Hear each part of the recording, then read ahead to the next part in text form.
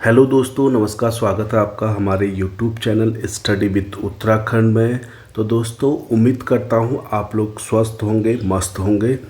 तो इसी के साथ हमारी एक सीरीज़ चल रही थी, ठीक है। इस सीरीज़ को स्टार्ट करते हैं, ठीक है। उत्तराखंड महत्वपूर्ण सीरीज़ बीपीडीओ पटवारी लेखपाल के लिए हमने एक फाउंडेशन सीरीज चलाई थी, जिसका आज 7वां पार्ट है, ठीक है। दोस्तों, वीडियो को अंत तक ज़रूर देखना। तो स्टार्ट करते हैं इसके पहले क्वेश्चन से। इसका पहला क्वेश्चन है, इसमें बोलता है किस वर्ष 8 जनपदों की प्रशासनिक व्यवस्था हेतु उत्तर प्रदेश शासन में पर्वतीय विकास विभाग का गठन किया गया था। Option A 1960, option B 1962, option C 1968, option D 1974। तो दोस्तों, इसका जो सही आंसर रहने वाला है ऑप्शन सी। इसका सही आंसर है 1968 में, ठीक है। 1968 में पर्वतीय विकास विभाग की स्थापना की गई। चलिए क्वेश्चन नंबर आगे देखिए, सेकंड। इसमें बोलता है उत्तराखंड में राज्यपालों के शासन का सही क्रम क्या है, ठीक है। तो सबसे पहले सुरजीत सिंह बरनाला जी आए थे, ठीक है। सभी को पता होगा उत्तराखंड के पहले राज्यपाल का नाम आएगा तो सुरजीत सिंह बरनाला। तो ऑप्शन ए में भी वही है, ऑप्शन बी में भी, सी में भी, ठीक है। और दूसरे में आप लोग को पता होना चाहिए कि सुदर्शन अग्रवाल थे।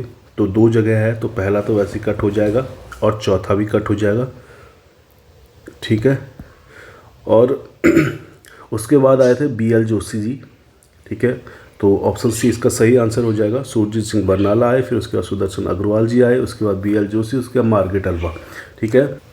इसमें सुरजीत सिंह बरनाला रहे थे 2000 से 2003 तक, ठीक है। सुरजीत सिंह बरनाला रहे। उसके बाद से 2003 से 2007 तक सुदर्शन अग्रवाल रहे, ठीक है। उसके बाद 2007 से 2009 तक BL जोशी रहे, ठीक है। BL जोशी जी रहे, ठीक है। और इसके बाद से 2009 से 2012 तक आपके मार्गरेट अल्वा, ठीक है। मार्गरेट अल्वा जी रहे। तो ऑप्शन सी इसका सही आंसर हो जाएगा। अगला क्वेश्चन देखना, क्वेश्चन नंबर 3। इससे बोलता है उत्तराखंड के पर्वतीय क्षेत्र में नगरीकरण का प्रतिफल नहीं है, ठीक है। ऑप्शन ए जल प्रदूषण में वृद्धि, ऑप्शन बी जैव विविधता में कमी, ऑप्शन सी वन्य जीव में अभिवृद्धि, ऑप्शन डी प्राकृतिक आपदाओं में वृद्धि।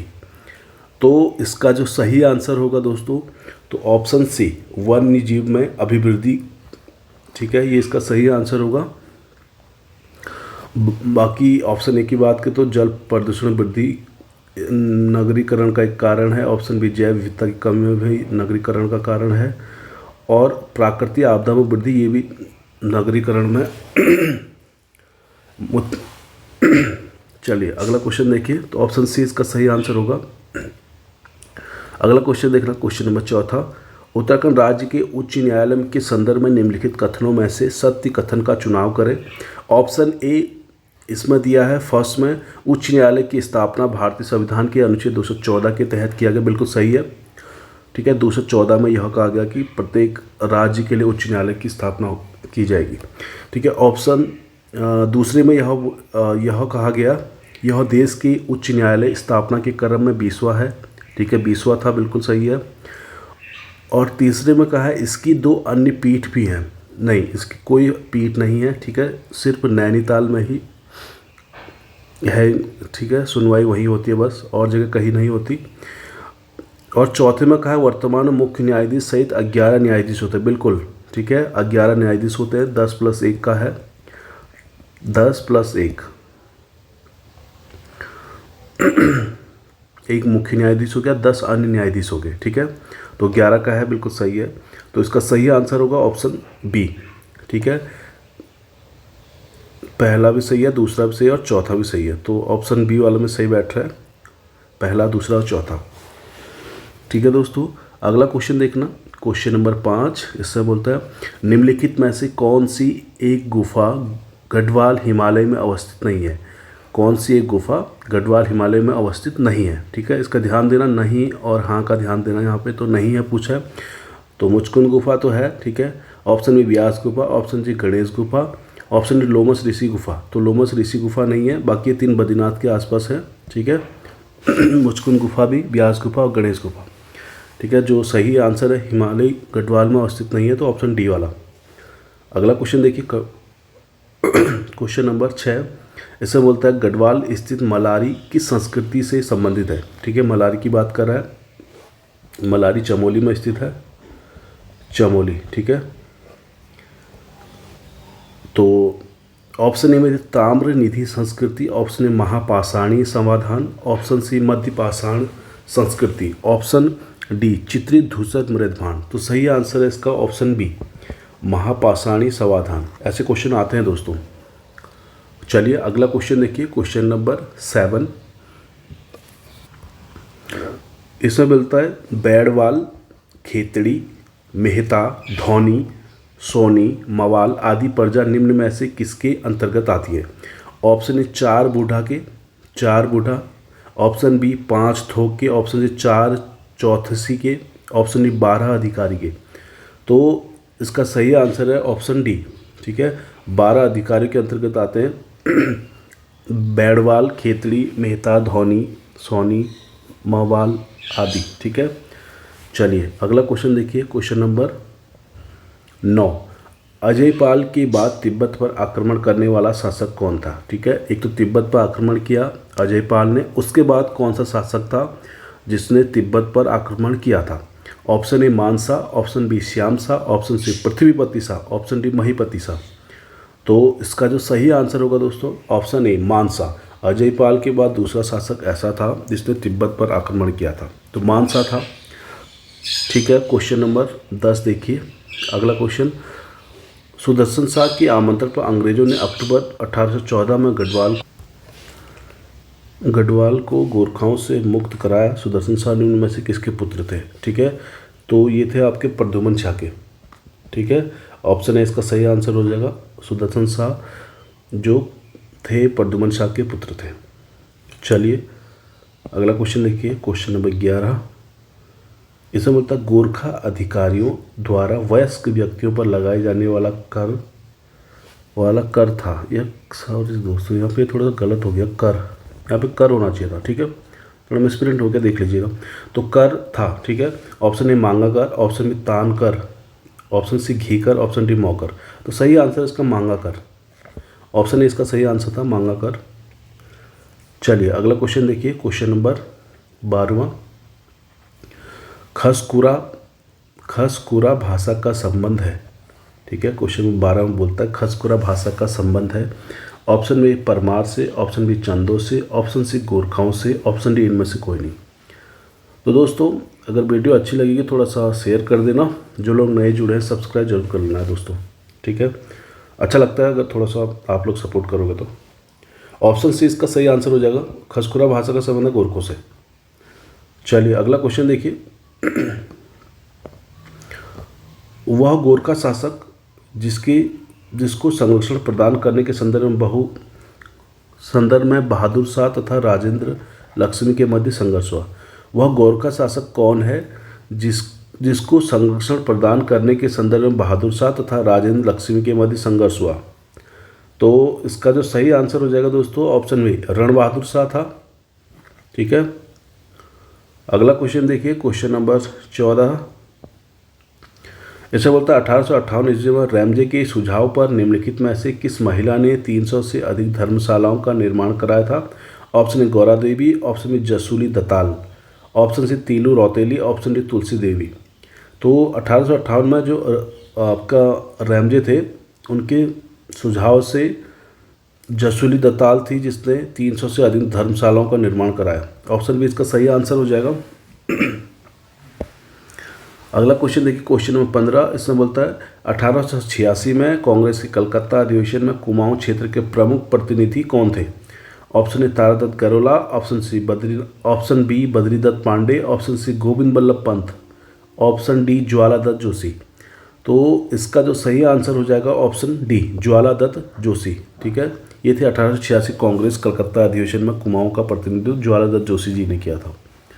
चलिए क्वेश्चन नंबर अगला देखिए, क्वेश्चन नंबर 16, ऐसा होता है किस वर्ष गुरुकुल कांगड़ी को विश्वविद्यालय का दर्जा दिया गया। तो इसको विश्वविद्यालय का दर्जा दिया गया ऑप्शन सी 1962 में। ठीक है, स्थापना की बात करेंगे तो स्थापना हुई थी दोस्तों इसकी 4 मार्च 1902 में, 1902 में हरिद्वार में। ठीक है, हरिद्वार में हुई थी। और इसके संस्थापक कौन थे ये भी आता क्वेश्चन में कभी कभी, तो स्वामी श्रद्धानंद, स्वामी श्रद्धानंद। ठीक है, स्थापना हुई थी 4 मार्च 1902 हरिद्वार में और संस्थापक थे स्वामी श्रद्धानंद। और गुरुकुल कांगड़ी को विश्वविद्यालय का दर्जा दिया गया 1962 में। ठीक है दोस्तों, चलिए अगला क्वेश्चन देखिए, क्वेश्चन नंबर 17। ऐसा बोलता है स्वामी विवेकानंद जी ने अल्मोड़ा के निकट काकड़ी घाट पर पीपल के वृक्ष के नीचे निम्न में से किस नदी के तट पर तप और ज्ञान प्राप्त किया था? ऑप्शन ए कोसी नदी, ऑप्शन बी अलकनंदा नदी, ऑप्शन सी नयार नदी, ऑप्शन डी सरयू नदी। तो दोस्तों इसका जो सही आंसर है ऑप्शन बी तो बिल्कुल नहीं हो सकता, ऑप्शन सी भी नहीं हो सकता। ठीक है, ऑप्शन ए इसका सही आंसर है। ठीक है, अल्मोड़ा में आपकी कोसी नदी बहती है, सरयू नहीं बहती, कोसी नदी बहती है। तो ऑप्शन ए इसका सही आंसर हो जाएगा। अगला क्वेश्चन देखना, क्वेश्चन नंबर 18। इसमें बोलता है कुमाऊं परिषद का अंतिम अधिवेशन 1926 ईस्वी में गनियाधौली रानीखेत में किसकी अध्यक्षता में संपन्न हुआ था? तो option A Badridatt Pande, option B Govind Ballabh Pant, option C barrister Mukundilal, option D Badridatt Joshi. इसका सही आंसर होगा ऑप्शन सी बैरिस्टर मुकुंदीलाल। तो दोस्तों कुमाऊं परिषद की बात करें तो इसका पहला अधिवेशन ये हुआ था आपका 1917 में। ठीक है, अल्मोड़ा में हुआ था, अल्मोड़ा में, और बद्रीदत्त जोशी की अध्यक्षता में, जयदत्त जोशी की अध्यक्षता में हुआ। ठीक है, दूसरा हुआ 1918 में हल्द्वानी में, 1918 में हल्द्वानी में, और इसकी अध्यक्षता की थी तारादत्त गैरोला जी ने, तारादत्त गैरोला। ठीक है, और तीसरा अधिवेशन हुआ था कोटद्वार में 1919 में, 1919 कोटद्वार में हुआ था। ठीक है, और बद्रीदत्त जोशी की अध्यक्षता में, बद्रीदत्त जोशी जी की अध्यक्षता में। ठीक है, ऑप्शन डी में देर का इसमें ऑप्शन में। इसके बाद जो चौथा हुआ था 1920, चलिए सारे लिख ही देता हूँ यहाँ पे दोस्तों। 1920 में हुआ था और ये काशीपुर में हुआ, काशीपुर, और हरगोविंद पंत की अध्यक्षता में, हरगोविंद पंत जी की अध्यक्षता में हुआ है। ठीक है, इसके बाद से आपका पांचवा हुआ था 1923 में, और ये हुआ था आपका टनकपुर में हुआ था, और बद्रीदत्त विक्टर मोहन जोशी की अध्यक्षता में, सॉरी विक्टर मोहन जोशी नहीं, ये हुआ था बद्रीदत्त पांडे की अध्यक्षता में। ऑप्शन ए में दिया है बद्रीदत्त पांडे की अध्यक्षता में। ठीक है दोस्तों, और छठा अधिवेशन जो हुआ था आपका गनियाधौली में हुआ था, बैरिस्टर मुकुंदीलाल की अध्यक्षता में। ठीक है, ऑप्शन सी इसका सही आंसर होगा। अगला क्वेश्चन देखिए, क्वेश्चन नंबर 19 है दक्षिण अफ्रीका से लौटने के बाद गांधी जी ने निम्न में से कब देहरादून की यात्रा की थी? ठीक है, 1915 में अफ्रीका से लौटे थे और इंडिया आए थे 9 जनवरी 1915 को। ठीक है, और अफ्रीका से लौटने के बाद देहरादून आए थे 1916 में, ऑप्शन डी, ठीक 1 साल बाद आए थे देहरादून में। ठीक है, अगला क्वेश्चन देखिए, क्वेश्चन नंबर 20। इसमें बोलता है भारत छोड़ो आंदोलन में सक्रिय भाग ले रहे लोगों पर देघाट तथा खुमाण नामक स्थान पर निम्न में से किस अंग्रेज अधिकारी ने गोली चलाने का आदेश दिया? ठीक है, देघाट भी अल्मोड़ा पड़ता है, खुमाण भी अल्मोड़ा पड़ता है। ठीक है, देघाट और खुमाण में जो गोली चलाने का आदेश दिया था वो ऑप्शन ए जॉनसन ने दिया था। ठीक है, ऑप्शन ए इसका सही आंसर होगा जॉनसन। ठीक है दोस्तों, अगला क्वेश्चन देखिए। चलिए आगे क्वेश्चन नहीं है, ये लास्ट क्वेश्चन था इस वीडियो का। मिलते हैं दोस्तों अगले वीडियो में। अगर वीडियो अच्छी लगी है तो थोड़ा लाइक, थोड़ा शेयर कर देना, और जो लोग नए जुड़े हैं तो सब्सक्राइब जरूर करना। ठीक है दोस्तों, थैंक यू।